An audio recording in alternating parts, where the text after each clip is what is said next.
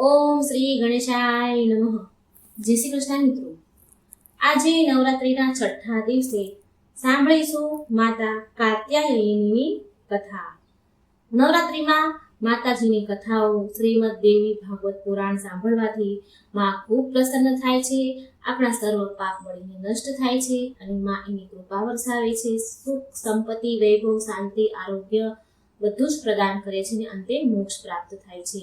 તો મિત્રો, પૂરા મનથી ધ્યાનથી પુણ્યશાળી કથા જરૂર સાંભળજો. વિડીયો સારો લાગે તો કમેન્ટ બોક્સમાં માતાજીનું નામ જરૂર લખજો. વિડીયોને લાઈક શેર કરવાનું ભૂલશો નહીં. સબસ્ક્રાઇબ જરૂર કરી દેજો. નવરાત્રિના છઠ્ઠો છે માં કાત્યાયનીનું રૂપ, કળિયુગમાં શક્તિ બની માં દુર્ગા મૂળ સ્વરૂપ. દેવોની રક્ષા કરેલી ધૂ ત્યારે અવતાર, રજમંડળ થઈ રહી છે માં તમારી જય જયકાર. યા દેવી સર્વભૂતેષુ માં કાત્યાયની રૂપેણ સંસ્થિતા, નમસ્તસ્યે નમસ્તસ્યે નમસ્તસ્યે નમો નમઃ. જય માતાજી. ઓમ નમઃ શિવાય. પ્રિય ભક્તગણો, સિંહ વાહિની, ધન વૈભવ દેનારી, વ્રજ મંડળની અધિષ્ઠાત્રી માતા કાત્યાયનીને સમર્પિત છે આ દિવસ.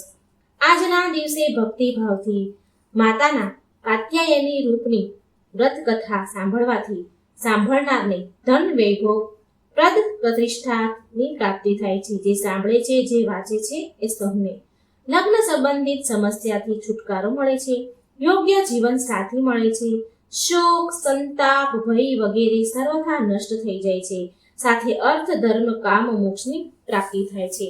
વ્યક્તિ પાપોથી મુક્ત થઈને માતાની કૃપાના પાત્ર બને છે.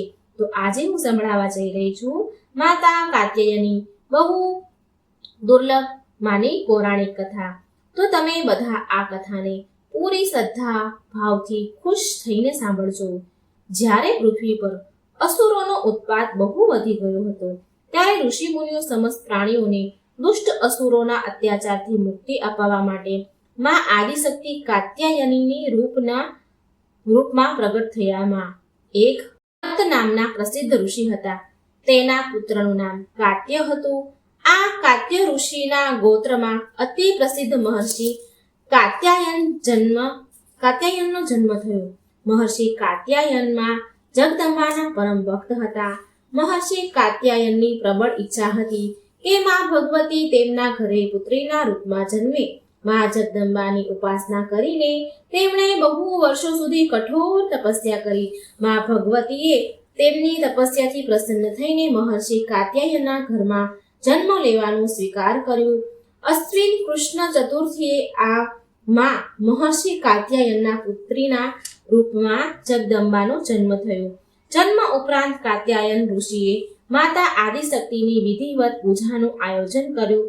સુખ સપ્તમી, અષ્ટમી તથા નવમી સુધી 3 દિવસ માએ કાત્યાયની ઋષિની પૂજા ગ્રહણ કરીને 10મીએ મહિષાસુરનો વધ કરી દીધો હતો. મહિષાસુરનો વધ કર્યા પછી સમસ્ત દેવ માનવ લોકમાં દુર્ગાની જય જય કરવા લાગ્યા. કાત્યાયન ઋષિના પુત્રી હોવાને કારણે આ માતાજીને કાત્યાયનીના નામથી વિખ્યાતથી ઓળખાય છે. કાત્યાયની નામથી વિખ્યાત થયા. આ માની એક બીજી કથા પણ છે, જે આ પ્રમાણે છે. આ કથા અનુસાર મહર્ષિ કાત્યાયને સર્વપ્રથમ માં કાત્યાયનીની પૂજા કરી હતી. આ કારણથી માં કાત્યાયની કહેવાયા. માં કાત્યાયની તેમના ભક્તોને નિશ્ચિત ફળ પ્રદાન કરે છે.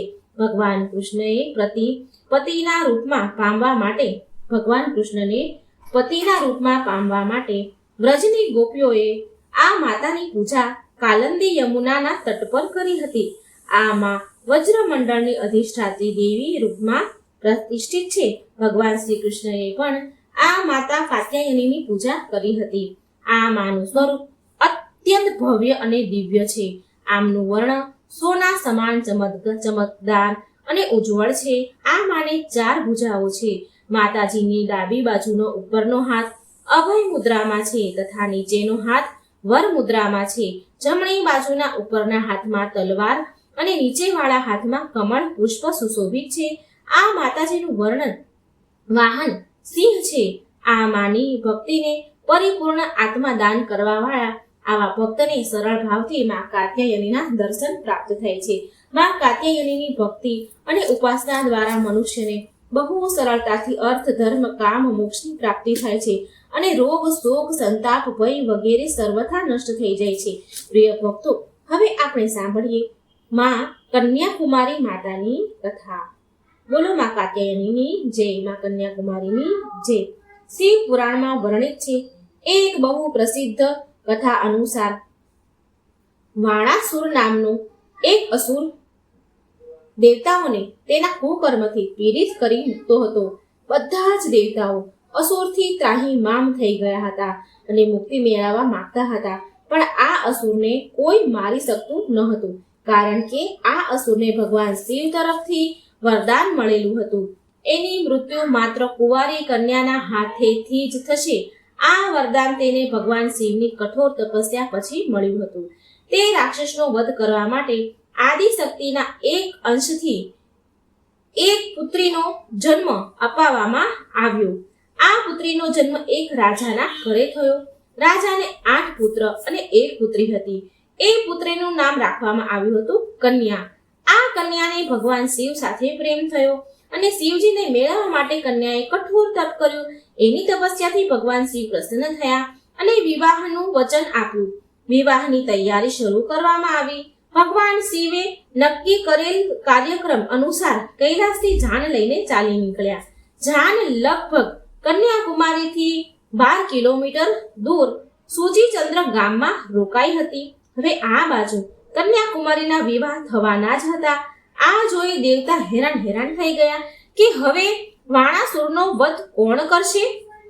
પહેલા તો દેવોએ કન્યા દેવીને સમજાવવાની બહુ કોશિશ કરી, પણ જ્યારે તે માન્યા નહીં તો પછી છળ કરવાનું નક્કી કર્યું. કન્યા દેવીને છેતરવાનું નક્કી કર્યું.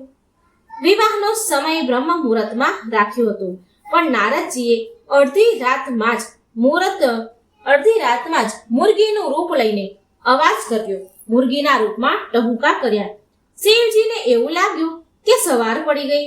બ્રહ્મ મુહૂર્તમાં હવે પહોંચી નહીં શકાય, માટે ભગવાન ભોળાનાથ પાછા જાન લઈને કૈલાસ પહોંચી ગયા. આ બાજુ દુલ્હનના રૂપમાં તૈયાર કન્યા દેવીએ જ્યારે જોયું તો જાન આવી નહીં, તો એ બહુ ક્રોધે અને દુઃખી થઈ ગયા. તેમણે ક્રોધમાં આવીને જાન માટે બનેલું ભોજન સમુદ્રમાં બધું જ ફેંકી દીધું.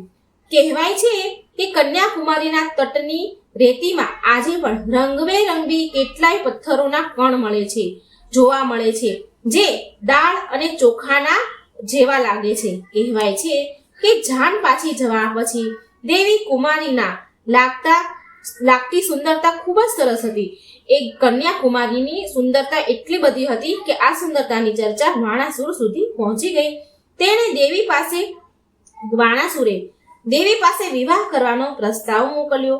કન્યાકુમારીના ના પાડવા છતાં પણ એ વાણાસુર જબરજસ્તી પર ઉતરી આવ્યો. ત્યારે વાણાસુર અને દેવીમાં કન્યાકુમારીમાં ભયંકર યુદ્ધ થયું, જ્યાં દેવીએ ચક્રથી એનો વધ કરી નાખ્યો. વાણાસુરના વધ બાદ પરશુરામ અને નારદજીએ દેવીને કળિયુગના અંત સુધી એ જગ્યા પર રહીને અસુરી શક્તિઓથી લડવાની પ્રાર્થના કરી, જેનાથી માએ સ્વીકાર પણ કરી લીધો. આ વાત એમને સ્વીકાર કરી.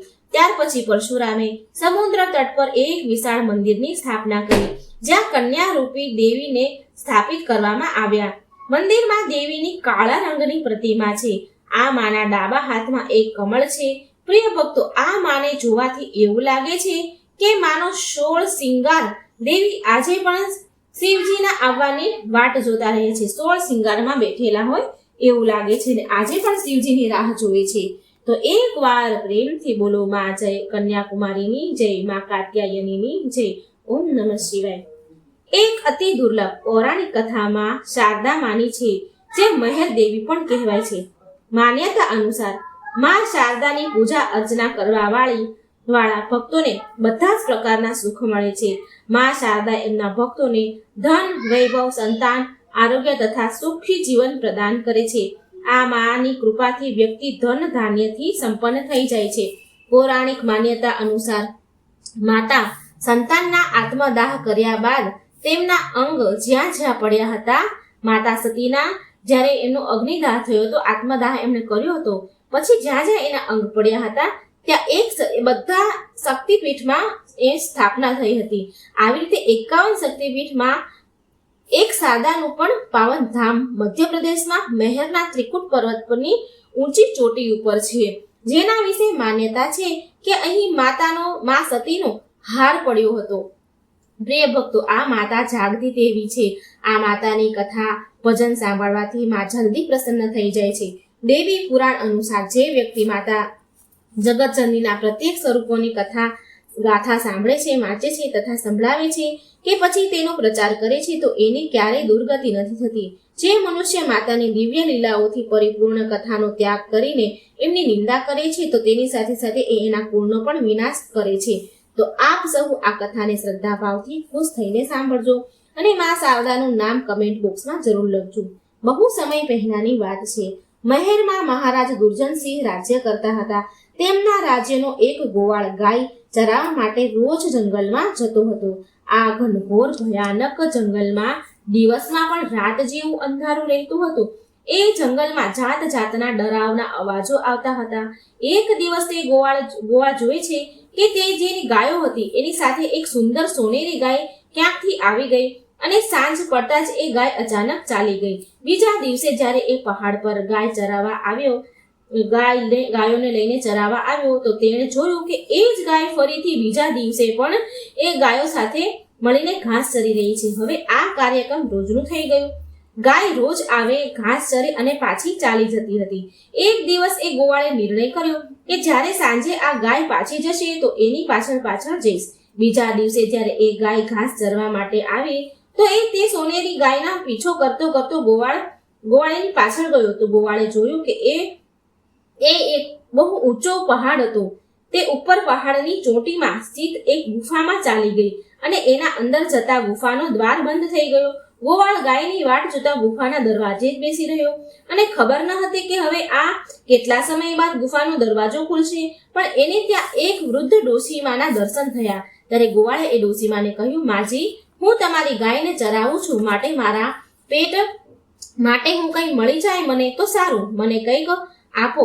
હું આ ઈચ્છાથી તમારા દ્વાર પર આવ્યો છું. હવે એ ગોવાળની વાત સાંભળીને એ વૃદ્ધ ડોશીમા ગુફામાં ગયા અને તેણે એક પોટલીમાં જવ ભરી આપ્યા, જવના દાણાઓ ભરી આપ્યા. તે ગોવાળને આપીને કહ્યું, હવે તો આ ભયાનક જંગલમાં એકલો ન આવીશ. ગોવાળ બોલ્યો, માજી, મારે તો જંગલમાં ગાયને ચરાવવાનું જ કામ છે, પણ માં, તમે આ ભયાનક જંગલમાં એકલા જ રહો છો, તમને ડર નથી લાગતો? તો માજી હસીને બોલ્યા કે બેટા, આ જંગલ ઊંચો પર્વત પહાડ જ મારું ઘર છે, હું અહીં જ નિવાસ કરું છું. આટલું કહીને એ ગાયબ થઈ ગયા. હવે ગોવાળે ઘરે આવીને એ જવની જે પોટલી હતી એના પત્નીને આપી. હવે ગોવાળની પત્નીએ જવની પોટલી ખોલી તો જોયું ને હેરાન રહી ગયો. જવની જગ્યાએ હીરા મોતી ચમકી રહ્યા હતા. આ વાત એણે એના પતિને બતાવી એટલે ગોવાળે વિચાર્યું કે હું તો અચાનક ધનવાન બની ગયો. જો આના વિશે રાજાને ખબર પડશે તો વિચારશે કે મેં ક્યાંકથી ચોરી કરી છે, કોઈના ઘરમાં ચોરી કરીને, અને રાજાએ મને સજા આપશે અને આટલા ધનનું હું કરીશ પણ શું? નહીં, સવાર થતાં જ મહારાજના દરબારમાં હું હાજર થઈશ અને એમને આ ઘટના વિશે જણાવ્યું. હવે બીજા દિવસે ભર્યા દરબારમાં એ ગોવાળ પહોંચી ગયો અને મહારાજને પૂરી ઘટના સંભળાવી. એ ગોવાળની વાત સાંભળીને રાજાએ ત્યાં જવા માટેનું એલાન કર્યું અને પછી રાત થઈ એટલે રાજા એના મહેલમાં સુવા ચાલ્યા ગયા. રાતમાં રાજાની સપનામાં ગોવાળ દ્વારા બતાવેલી જે ઘટના હતી, જે ડોશીમાં હતા, એમને દર્શન આપ્યા અને આભાસ થયો કે આદિશક્તિ માં શારદા છે. સપનામાં રાજાએ ત્યાં મૂર્તિ સ્થાપિત કરવાની આજ્ઞા માતાજીએ આપી અને કહ્યું, મારા દર્શન માત્રથી બધાની મનોકામના પૂરી થશે. સવાર થતાં માતાના આદેશ અનુસાર રાજાએ બધા જ કાર્ય પૂરા કરાવ્યા. જલ્દી એ સ્થાનનો મહિમા ચારે બાજુ ફેલાઈ ગયો. માતાના દર્શન માટે શ્રદ્ધાળુઓ દૂર દૂરથી અહીં આવવા લાગ્યા અને તેમને મનોવાંછિત ફળ પૂરા થતા ગયા. મનોવાંછિત કામને પૂરી થવા લાગી.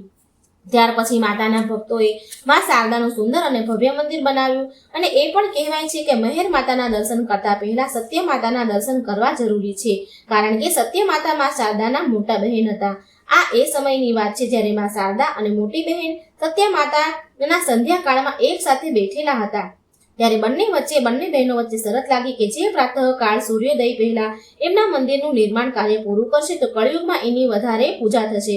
બંને બહેનો આ શરત પ્રમાણે મંદિરનું નિર્માણ શરૂ કર્યું અને મોડી રાતે સવાર થતા પહેલા માં શારદાએ એમના પર્વત શૃંખલા પર મંદિર નિર્માણ સમયે એક દીવો પ્રગટાવ્યો, કેમ કે સત્યમાં શારદાના મંદિરની જગ્યા પૂર્વ તરફ હતી.